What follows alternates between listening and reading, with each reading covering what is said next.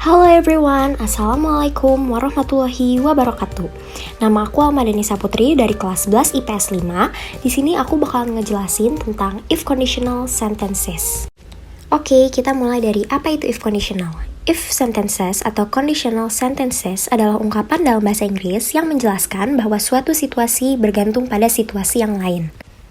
Nah, situasi yang dimaksud ini bisa berupa situasi nyata maupun imajiner atau pengandaian, di waktu lampau, sekarang, maupun masa depan. Lalu, if conditional juga ada beberapa jenis, yaitu type 0, type 1, type 2, and type 3. Nah, sekarang I will explain if conditional type 0. Nah, untuk type 0 ini tuh menyatakan something that is true atau something that is fact. Jadi menyatakan yang memang sebenarnya terjadi. Nah, biasanya type 0 ini juga tidak disebut sebagai if conditional. Karena if conditional atau if sentences adalah kalimat pengandaian. Sedangkan if conditional type 0 ini adalah sesuatu yang emang sebenarnya terjadi. Contohnya, if we burn paper, it becomes ash. Jadi, jika kita membakar kertas, itu akan menjadi abu. Dan ini merupakan fakta. Jadi itu adalah contoh if conditional type 0.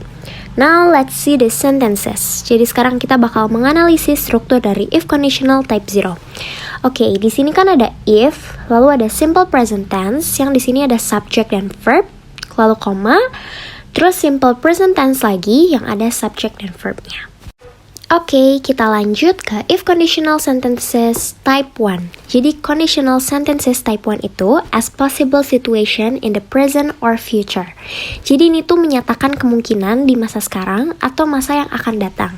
Misalkan, if I find your book, I will text you.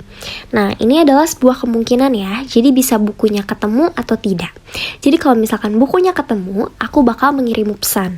Tapi kalau misalkan bukunya nggak ketemu, aku nggak akan ngirim kamu pesan. Seperti itu. Oke, sekarang kita lanjut lagi buat nganalisis struktur if conditional type 1. Jadi di sini ada if, lalu simple present tense yang dibuat oleh subject dan verb, lalu koma, lalu will, lalu verb 1. And now, kita akan lanjut ke if conditional type 2. If conditional type 2 is impossible situation in present or future. Nah, jadi ini tuh menyatakan suatu kemungkinan yang tidak nyata atau tidak akan pernah terjadi. Contohnya, if I were him, I will buy an expensive bag. Kalau aku jadi dia, aku akan beli tas yang mahal. Tapi kenyataannya, kamu bukan dia dan kamu gak akan bisa jadi dia. Jadi ini tuh adalah kemungkinan yang gak akan terjadi atau tidak nyata. Lanjut, kita akan menganalisis strukturnya. Di sini ada if, lalu past tense, koma, modal, dan verb 1.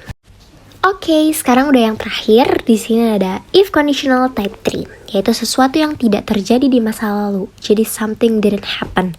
Contohnya, if I had studied seriously, I would have been a doctor now.